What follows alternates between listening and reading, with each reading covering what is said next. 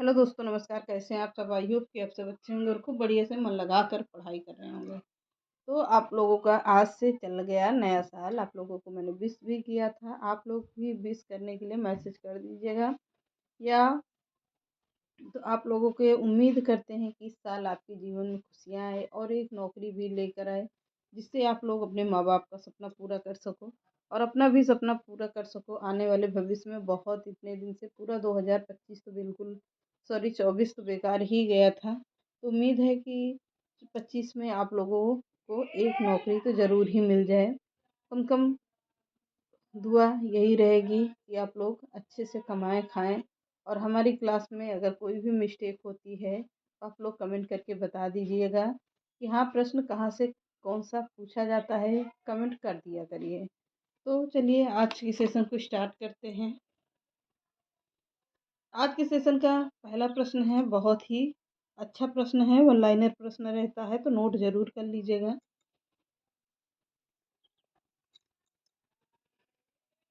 आज के सेशन का पहला प्रश्न है, अंग्रेजी भाषा को भारत में शिक्षा के माध्यम से आरंभ किया था। शिक्षा के माध्यम से अंग्रेजी भाषा को आरंभ किसने किया था? तो किसने किया था? लॉर्ड मैकाले ने किया है। किसने किया? लॉर्ड मैकाले ने किया है। अगला प्रश्न है, हिंदी का आदि कवि किसे कहा जाता है या किसे माना जाता है? तो हिंदी का आदि कवि अगर पूछता है कि हिंदी का आदि कवि किसे माना जाता है, तो स्वयंभू जी को माना जाता है। किसे माना जाएगा? स्वयंभू को माना जाता है।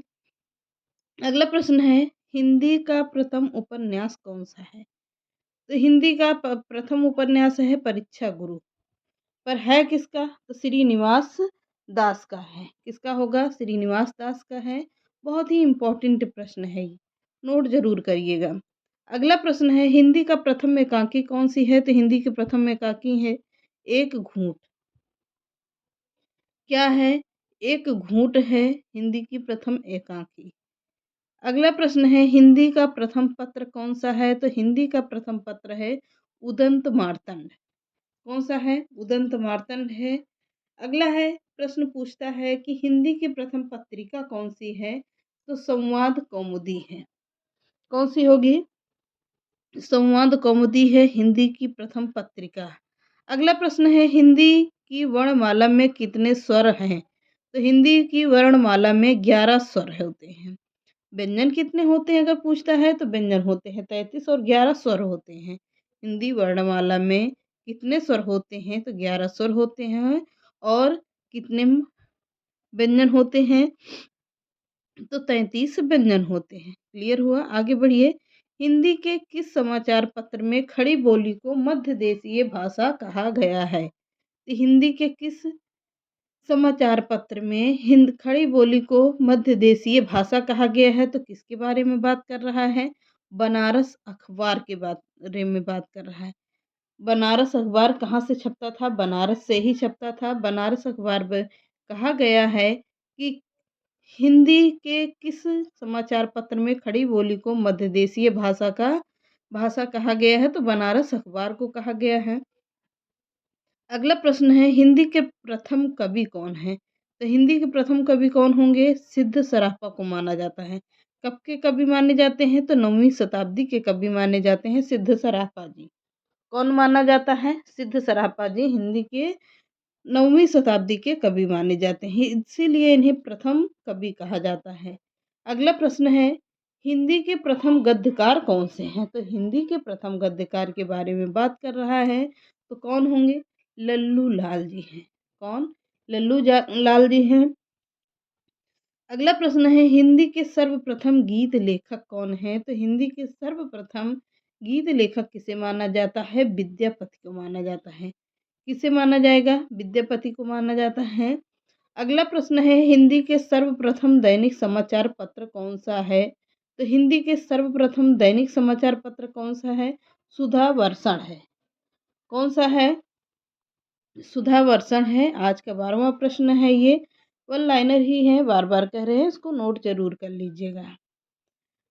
अगला प्रश्न है, हिंदी के सर्वप्रथम प्रकाशित पत्र का नाम क्या है? तो हिंदी के सर्वप्रथम प्रकाशित पत्र का नाम है क्या? उदंत मार्तंड है। क्या होगा? उदंत मार्तंड है, इम्पॉर्टेंट है, नोट करते रहिएगा। अगला प्रश्न है, अजंता की गुफा किस धर्म से संबंधित है? तो अजंता की गुफा किस धर्म से संबंधित है? बौद्ध धर्म से संबंधित है। कौन सी गुफा? अजंता की गुफा। हालांकि ये प्रश्न जीएस में भी पूछा जाता है और हिंदी में भी कभी कभी पूछ लिया जाता है। तो अगला प्रश्न है, अटल बिहारी वाजपेयी। अटल बिहारी वाजपेयी हिंदी विश्वविद्यालय कहाँ पर है? मैंने इसको एक बार और भी प्रश्न लिया था। अटल बिहारी वाजपेयी हिंदी विश्वविद्यालय कहाँ पर है? भोपाल मध्य प्रदेश में है। यानी कहाँ पर है? मध्य प्रदेश के भोपाल में है। कौन सा कॉलेज है? अटल बिहारी वाजपेयी हिंदी विश्वविद्यालय। अगला है, अतीत के चलचित्र। कौन सा प्रश्न है? 16वां प्रश्न होगा, अतीत के चलचित्र के रचयिता कौन है? तो अतीत के चलचित्र के रचयिता कौन है? महादेवी वर्मा को माना जाता है। क्या? अतीत के चलचित्र के रचयिता महादेवी वर्मा। अगला प्रश्न है, अपभ्रंश का वाल्मीकि किसे कहा जाता है? तो अपभ्रंश का वाल्मीकि किसे कहा जाएगा? स्वयंभू जी को कहा जाता है। क्या कहा जाता है? अपभ्रंश का वाल्मीकि कहा जाता है स्वयंभू जी को। अगला प्रश्न है, अपभ्रंश भाषा के प्रथम व्याकरणाचार्य कौन थे? तो अपभ्रंश के प्रथम व्याकरणाचार्य कौन है? हेमचंद्र है। कौन होंगे? हेमचंद्र हैं अपभ्रंश भाषा के प्रथम व्याकरणाचार्य। अगला प्रश्न है, अपभ्रंश में कृष्ण काव्य के प्रणेता कौन थे? अपभ्रंश में कृष्ण काव्य के प्रणेता कौन हैं? प्रश्न बहुत ही इम्पोर्टेंट है। अपभ्रंश में कृष्ण काव्य के प्रणेता पुष्पदत्त को माना जाता है। किसे माना जाता है? पुष्पदत्त को माना जाता है। अगला प्रश्न, एक पंक्ति है ये, अबला जीवन है तुम्हारी यही कहानी, आंचल में है दूध और आंखों में है पानी। उपर्युक्त पंक्तियां किस काव्य की हैं? किसकी है? तो यशोधरा से ली गई है। अबला जीवन है तुम्हारी यही कहानी, आंचल में है दूध और आंखों में है पानी, पंक्ति है यशोधरा से ली गई है। बहुत ही जबरदस्त पंक्ति है। आप लोगों से परीक्षा में पूछी भी जा सकती है ये पंक्ति, तो ध्यान जरूर दीजिएगा कि यह पंक्ति कहाँ से ली गई है? यशोधरा से ली गई है। अगला है, अभिलेखों का अध्ययन क्या कहलाता है? एपिग्राफी कहलाता है। हालांकि ये जीएस का प्रश्न है, कभी कभी हिंदी में भी पूछा जाता है, लेकिन हिंदी में बहुत कम चांसेस रहते हैं और उसमें जीएस में ज़्यादा चांसेस रहते हैं। तो ये कहाँ का है? आ गया है कहीं, छपने में टाइप करने में हो गया होगा, कोई बात नहीं। अगला है, अमी हलाहल मद भरे सेत श्याम रतनाल, जियत मरत झुक झुक परत जहि चितवत इक बार। अमी हलाहल मद भरे सेत श्याम रतनाल, जियत मरत झुक झुक परत जहि चितवत इक बार। प्रस्तुत पंक्ति किसकी है? रसलीन की पंक्ति है। किसकी? रसलीन की पंक्ति है, इम्पॉर्टेंट है। अगला है, अमीर खुसरो ने किसके विकास में अग्रणी भूमिका निभाई है? मैंने अभी 5-6 दिन पहले ही शायद ये प्रश्न लिया हुआ है। किसके लिए? तो खड़ी बोली के लिए अग्रणी भूमिका निभाई है। किसने? अमीर खुसरो ने निभाई है। अगला प्रश्न है, अमीर खुसरो ने जिन पहेलियों, मुकरियों और दो सुखनों की रचना की है, उसकी मुख्य भाषा क्या है? अमीर खुसरो ने जिन पहेलियों और मुकरियों की दो सुखनों की रचना की है, वह है खड़ी बोली की। किसकी है? खड़ी बोली की भाषा है।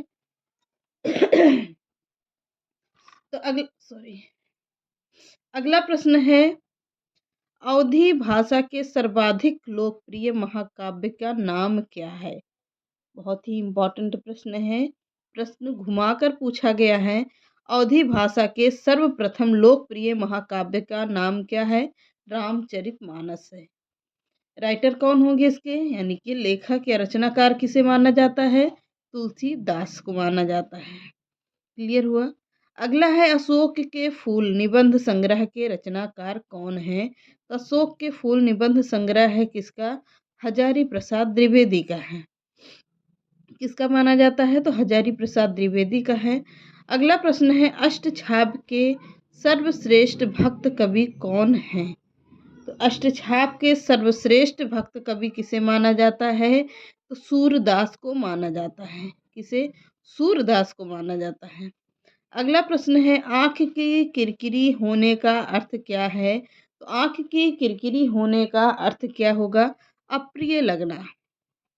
किसी चीज़, कोई भी इंसान हो या कोई भी वस्तु हो, अगर किसी को नहीं पसंद आती है तो क्या कहते हैं कि आँख की किरकिरी हो गई है, यानी अप्रिय लगना होता है।